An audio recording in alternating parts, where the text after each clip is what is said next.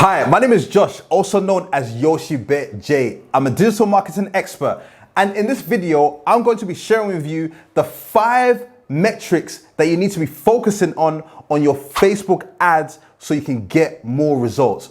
A lot of people run Facebook ads but have no clue on what metrics to look out for, what numbers, what means what. And in this video, I'm going to be making that a lot more clearer for you. But as you know, I don't waste no time. Let's get into the video. And don't forget to subscribe. So guys, the top 5 metrics to focus on for Facebook ads. A lot of people always get really overwhelmed with what type of metrics to focus on. There's all sorts to get confused by. And the thing about metrics can do 2 things. They can actually tell you what is actually happening, or it's an indicator that this is happening. So it can actually be the actual thing that's telling you, oh, this you're getting sales, or it's just an indicator of the story, basically. That's literally what the metrics in Facebook ads do, right? So to prevent any overwhelm, I'm going to share with you the 5 metrics that you should be focusing on. If you just focus on these 5 metrics, you're good. You'll be fine. So, number 1, return on ad spend. How much revenue you earn from every dollar you put into your campaigns, right? So why does it matter? First of all, when you're running your Facebook ads, you want to make sure that you're running them profitably. You don't want to be losing money. And yes, yeah, like when you're running ads, yeah, you're going to lose money a little bit. That's normal. That's fine. But like over time, as your ads continue to get better and improve, you want to make sure that you're actually running them, getting some profit out of it. You want to make sure that you're getting a return on what you're actually spending. And this will be very different for different businesses. If you're an e-commerce business, you may have a very profit first approach where you're like, okay, if I spend $1, I need to be making at least $5 back or $3 back. If you are a service company, you probably don't really care about, especially if you're selling something for $1,000, you're not going to just sell that $1,000 product straight away a lot of the time. Sometimes you may need to get the lead first, then you may need to talk to them, then sell to them, and then they buy later down the road, right? So it's a much more longer sales cycle. But return on ad spend is pretty much what you are going to focus on, especially if you are an e-commerce company. Now, like I mentioned, it's a clear indicator of how profitable your campaigns are. So let me show you what you want to look for when it comes to your ROAS. So as you can see, this is an ad account that I'm currently managing at the moment. And as you can see, this is the purchase ROAS website purchase ROAS. They're pretty much the same, essentially. As you can see here, this campaign is 3.31. So the ROAS is 3.31. This one, the ROAS is 4.13. As you can see, you got 7, 7, 2, 1.77, right? Now, what does this mean? When you see it says something like 3.31, right? That basically means that for every dollar you spend on this particular campaign, you're getting $3 back. In this particular campaign, for every dollar that is being spent in this particular campaign, you're getting $7 back. So if you're spending money on Facebook ads, you want to make sure that your ROAS is at least above 1. You don't want it to be 0 point something, because if it's 0 point something, that means you're pretty much losing money, right? But one thing to remember, guys, is because of iOS 14 and all these changes and all these algorithm changes and tracking issues and stuff like that, even though your ROAS is like this, you still want to check on the back end of your Shopify, of your WooCommerce, whichever platform that you're using, check on your back end that the money that you're spending on ads, it's actually profitable. It's not like before where you just had to solely rely on this number. No. This number now is just kind of like, it just gives you a good indication that, okay, cool, you're doing good. But as a point of truth, you still want to cross-check it with your actual back-end numbers. Because the mistake that a lot of businesses do is that they just solely focus on this and they're like, yeah, we're profitable, cool, cool, cool, cool, cool. And then when they look on their back end numbers, it's telling a whole different story. So you want to be checking both sides all the time. So that's pretty much what ROAS is. Now, as I mentioned, what do you want to aim for when it comes to this metric?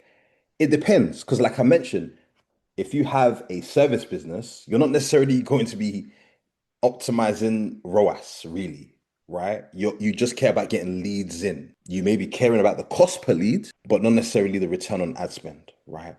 This is more of an e-commerce type of metric. Okay. So what to aim for? You want to aim for at least anything above one. If you are at least getting above one ROAS, that means that your Facebook ads are profitable. I would say you want to go to two, three, because the higher the number, the more profitable your campaigns, your ads are. Okay. So that's metric number one. Number two, cost per result. Now, this will actually be more important to people who are optimizing for leads, trying to get leads, right? So if you have a service business, if you have a business to business type of business, like it's not necessarily e-commerce, then you may be running lead campaigns. So this metric will be important for you, the cost per result. So as you're getting those leads in, you want to make sure that, oh, you're getting a decent cost per result in order to know that, okay, cool, the amount of leads that I'm getting in is worth it in alignment with, as I get these amount of leads, how many of them are actually converting to paying customers? And this same one can be applied to e-commerce as well, cost per result. Now, what is it? The official definition is how much is it to acquire a customer? So acquiring a customer, you have to pay a fee for that. Okay. But you want to make sure that it's baked into your profit. Because if you're acquiring a customer and they're too expensive, that means all your profit is gone. And that will affect your return on ad spend. So can you see, sometimes you have metrics that they correspond with each other, right? Sometimes they correspond or they're just separate. Because if you have a high cost per result, that means your ROAS will come down. So the relationship with cost per result and ROAS is inverted.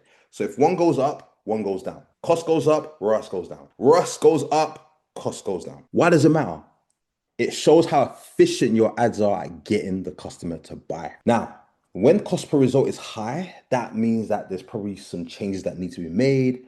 There's probably audiences that are just spending the money inefficiently that now affects your overall cost per result. So it's about how efficiently you can acquire the customer, because the more efficient you can acquire the customer for, the cheaper it will be. Now, let me show you what a cost per result looks like. As you can see here, the cost per result. As you can see, look, this one's 16, $6, $3, $3, $7.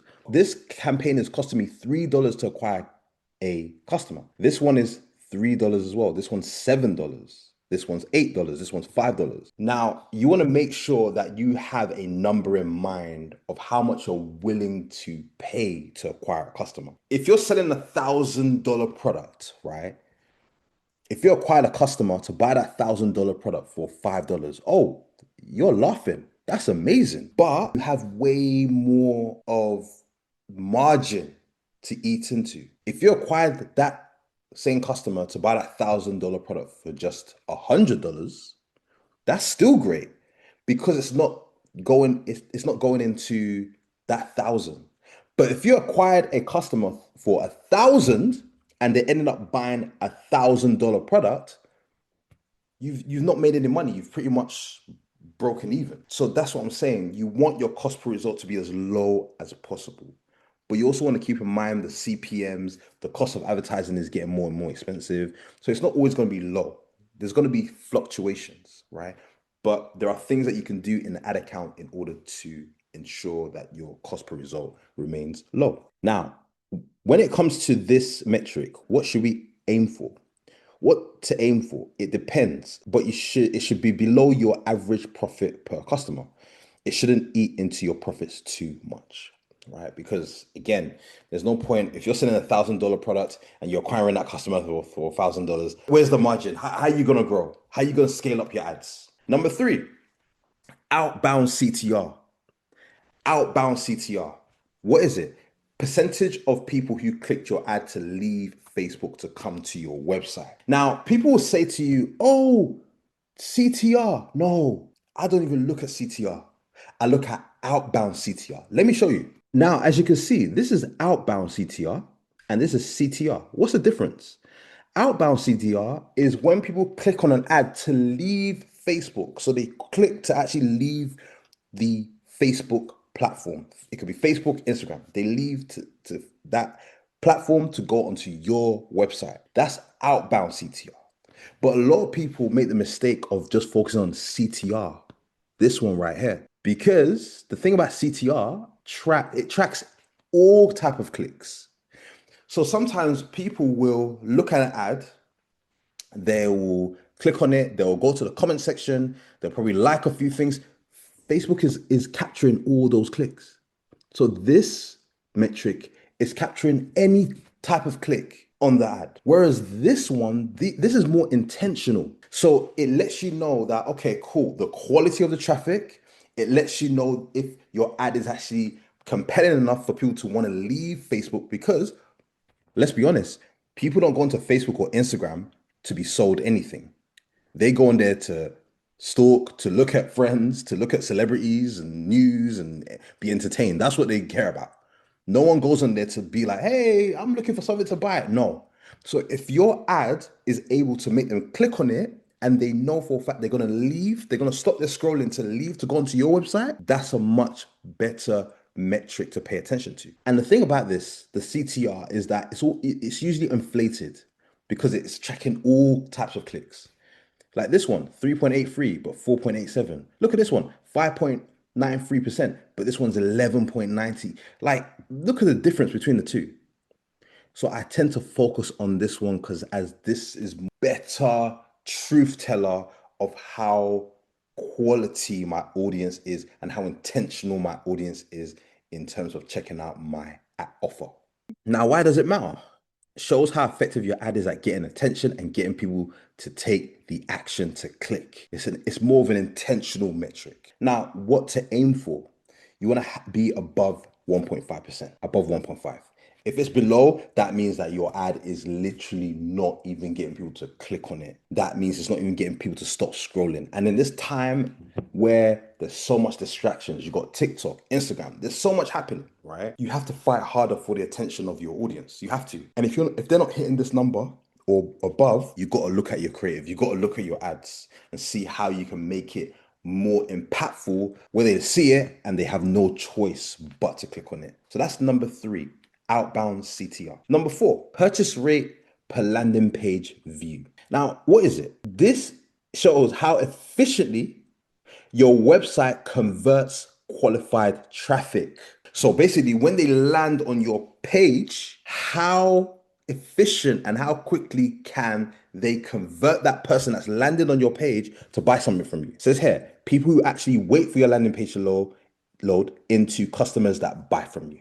Right. So this is a very great metric in terms of knowing the quality, the intention of the audience. When they actually get onto your landing page, what are they actually going to do? Are they going to buy or not? So this is a really good bridging metric, right? To let you know that, okay, cool. If this number is like this, then that means that there's a high chance I'll get some purchases from it. Yes, numbers are not always linear. Performance isn't always linear, but at least you can see a strong correlation between the two. Now, as you can see here, why does it matter? It's good for filtering out low quality traffic. Like I mentioned, it's a bridge metric. It's just a metric that lets you know that, okay, cool, if this number is like this, I know I'm going to get some purchases. Now, let me show you what it looks like. As you can see here, the purchase rate is 3.24, 7.89, 6.61. They're all above 2%. And all of these campaigns are getting purchases. All of them. So I know that if my purchase rate per landing page view is above 2%, I know I'm going to get purchases. So it's a really good metric to give you that little bit of predictability of how your campaigns are doing. There's literally one of my secret weapons that lets me know that, oh yeah, campaign is going to do well. And like I mentioned, you want to aim for above 2%. So that's metric number 4. Number 5, frequency. What is it? How many times the average person has seen your ad? Why does it matter? High frequency can lead to ad fatigue, lower CTR, and wasted ad spend. Guys, and people say, oh yeah, for people to convert, they need to see your ad an average of 8 times before they convert. Yes, that's a very old school marketing principle. And yes, it is very true. But no one ever mentions that they need to see your brand. It's never the same ad. For example, Coca-Cola. I've probably seen the Coca-Cola brand somewhere on TV. I probably saw a whole other ad on TikTok. I saw another whole different ad on Instagram. It's different messaging. So because it's different messaging, even though it's the same, I've seen the same brand like 8 times, but I've only seen different messaging from that same brand really once. So when people say, oh yeah, they need to see your brand 8 times before they convert, yes, that's very true, but not necessarily the same ad. Now, this is because if they see the same ad, the frequency goes up, then you have ad fatigue. So people literally are like, yo, this ad is annoying me. And now if that starts to happen, people, they're gonna click on the ad, they're gonna be like, yeah, stop showing me this ad. They're just gonna be annoyed, right? And you don't want that to happen because that doesn't look good in the eyes of the algorithm. Because at the end of the day, Facebook wants to make their platforms a place that is fun, they consume content, and that's it. Not a place to be sold to. So if you're harming the customer experience, Facebook is going to punish you for that. And you don't want that. And it leads to ad fatigue, lower CTR. Okay. So you want to make sure that you keep your frequency low as possible. And frequency could be, so they can see your ad, the same ad, like 3 to 5 times. That's fine for prospecting. And for retargeting, it could be below 8 to 10 for retargeting because retargeting is more of a warmer audience, right?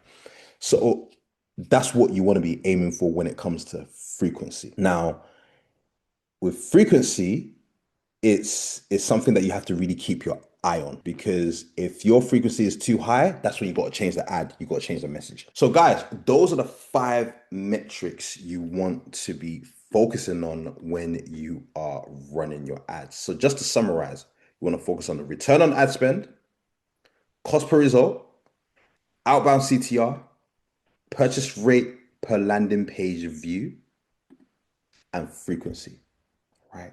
Focus on these. Make sure that you're good on the numbers.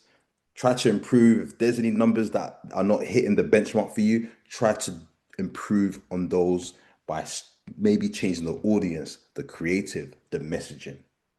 And hopefully you should see some improvements there and hopefully get some more customers and get some more sales leads and all that good stuff. So guys, as usual, click the link in the description. If you want to do a one-to-one consultation with me, just click the link in the description. You can check out all my reviews. I've helped so many businesses, so many businesses. And also, guys, I will be doing a Black Friday workshop. I'll be doing a Black Friday workshop where I'm literally live and I share with you all the things that are working for Black Friday, the things that I'm going to be doing with my clients. I'm sharing the whole thing, right? So click the link in the description and register for that, and I'll see you there. All the other stuff, my courses, all that stuff, that's also in the link in the description. But guys, I'll be back again with another video to help you with your business and your marketing. Take care, guys.